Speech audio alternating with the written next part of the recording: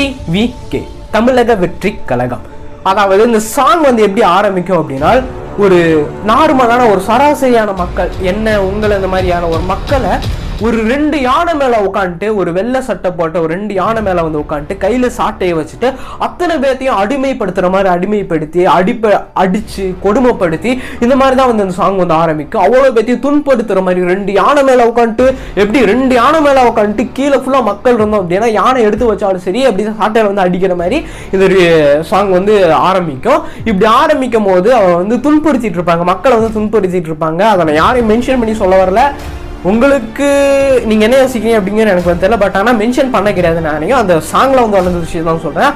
ஆரம்பத்திலே நான் வந்து சொல்கிறேன், எனக்கு பாலிடிக்ஸ் பேச தெரியாது, எனக்கு அரசியல் பேச தெரியாது, நடந்த ஒரு விஷயத்தை தான் வந்து சொல்கிறேன்.